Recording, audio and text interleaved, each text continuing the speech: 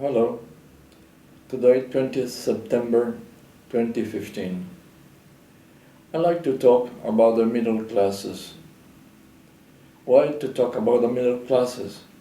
Because to understand how societies are nowadays, we have to understand how the middle classes in a given particular country are structured, and which is the amount of it, the percentage of the total population. That will give us very interesting answers. A brief history of the middle classes. We have to start talking about the Victorian era of the British Empire.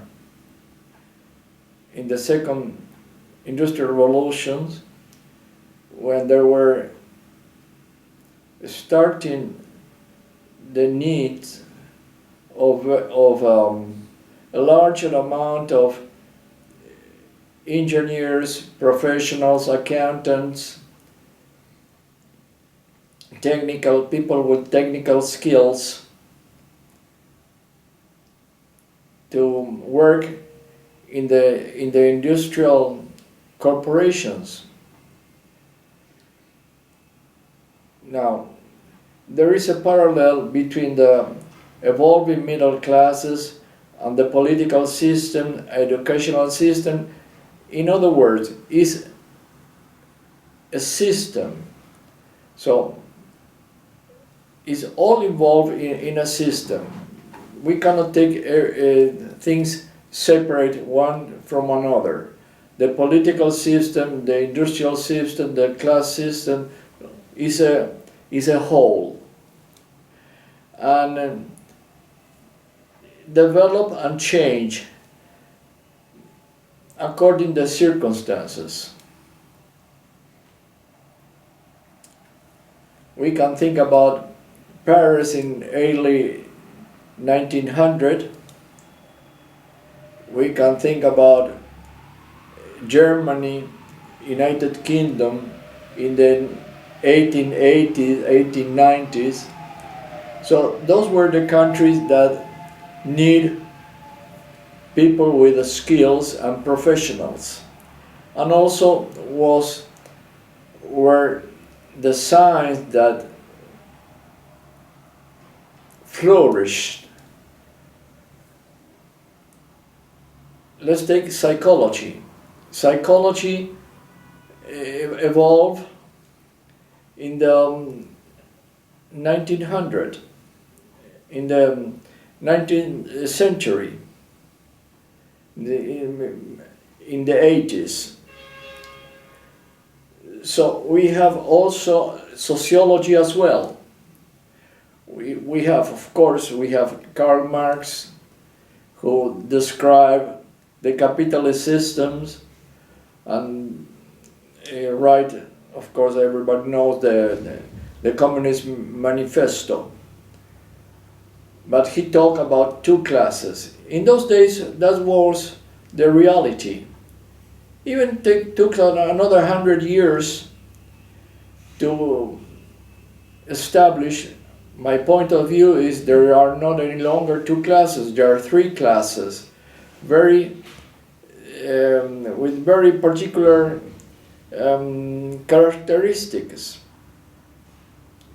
But of course, the bourgeoisie and the proletariat described by Marx, which he took the words proletariat from the Romans. The proletariat, in the census in the Roman Empire, there were the people who they were citizens of Rome, they were free people, but they didn't have any possessions. So they were the proletari. And their sons, they were the proletari as well. So Marx took those words and describes the workers, the industrial workers, as the proletariat, the ones who have to sell their labor. and don't have other means to sustain themselves. So, from that class, the proletariat, emerged the future middle classes. The middle classes didn't come from the aristocracy, came from the proletariat. So nowadays we have middle classes, first, second, or third generation, might be some even fourth generation, 120 years.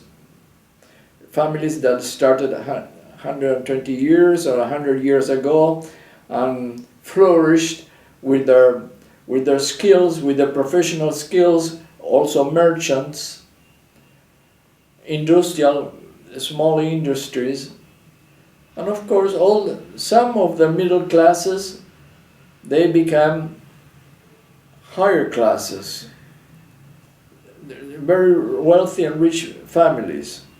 But what I like to state, to point out, is that we have to think about three classes, not two, three.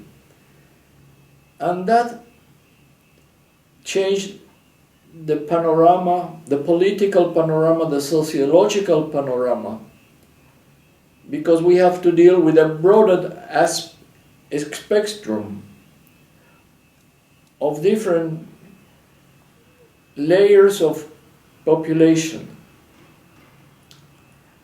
And since we have almost 200 countries in the world, each like 200 persons, they have different character, different complexity, different behavior, different wealth. And of course, in geopolitics, we also have to think about their history and the geography. Geography, history, and people, those marks the nation states or whatever society we are referring.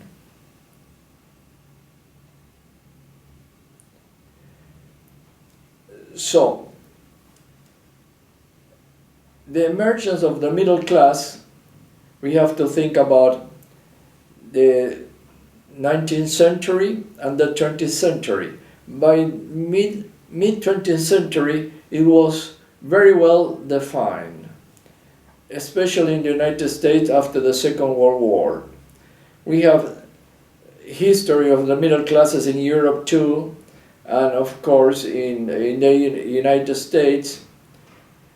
It started, I think, with to develop with in the British Empire, who expanded itself very rapidly. And they used to send managers and technicals and skilled people to their companies abroad.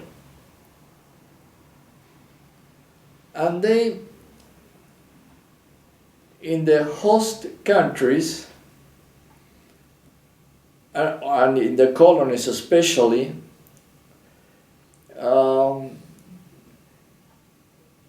the upper classes in those particular countries try to imitate the living styles of the British colonial managers and directors and viceroys and things like that.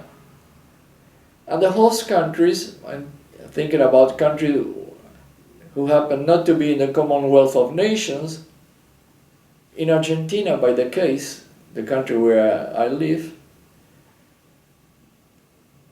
they established in the last century, they run the railways and the meat-packing houses and the shipping industry. But the thing is that they were the managers, they have their neighborhoods, they have their clubs, and they were just like a small part of England. And the local higher classes and emerging middle classes imitate their living styles.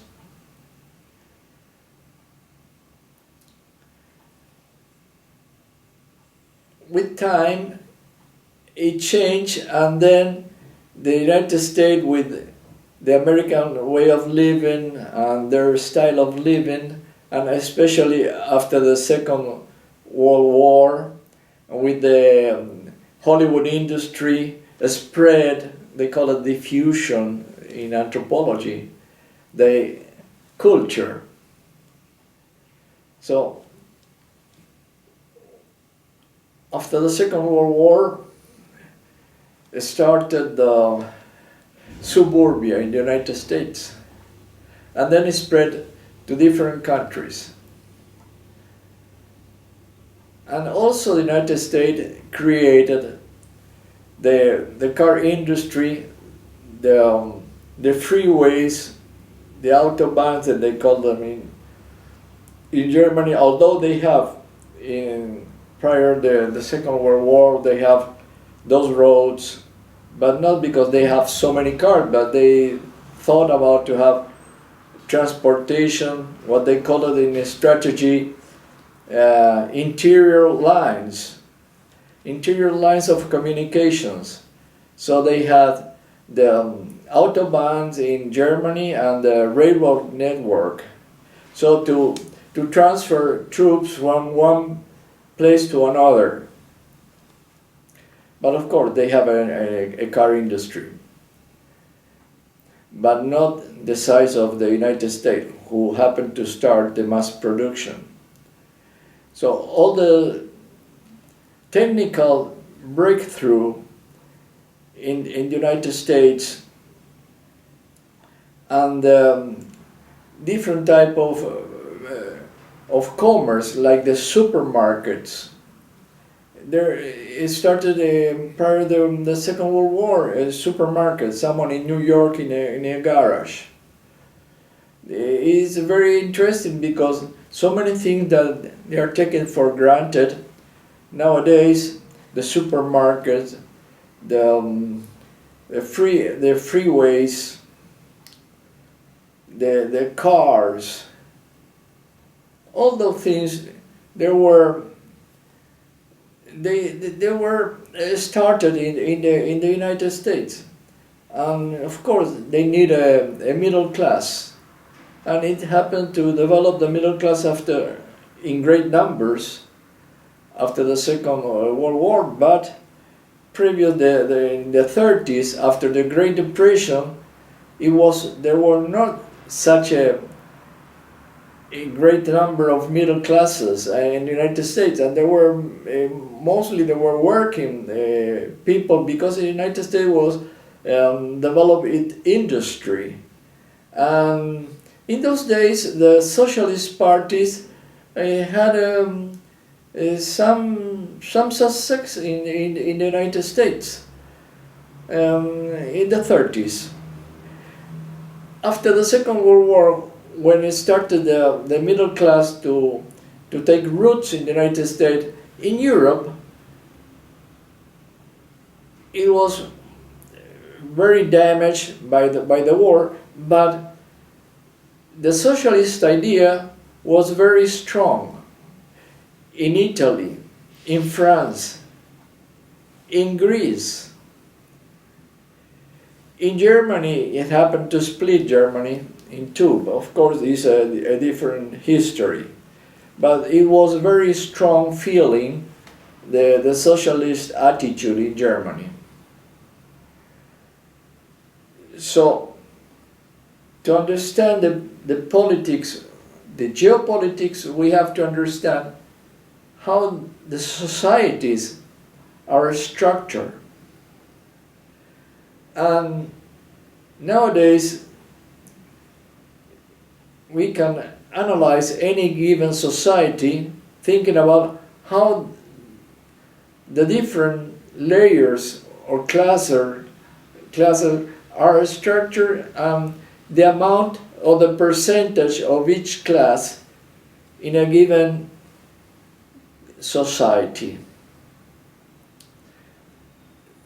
So that's the reason I think that the middle classes are the ones who make the system work, because they're the organizers, the directors, the professionals, the technicals, and it all depends what country we're talking about. So we can see the percentage of it and its influence in the political in the political views and the political direction of a given country, always in a capitalist mode. So that's my idea about how to understand, to better understand societies and their place in the world from the geopolitical point of view. Thank you.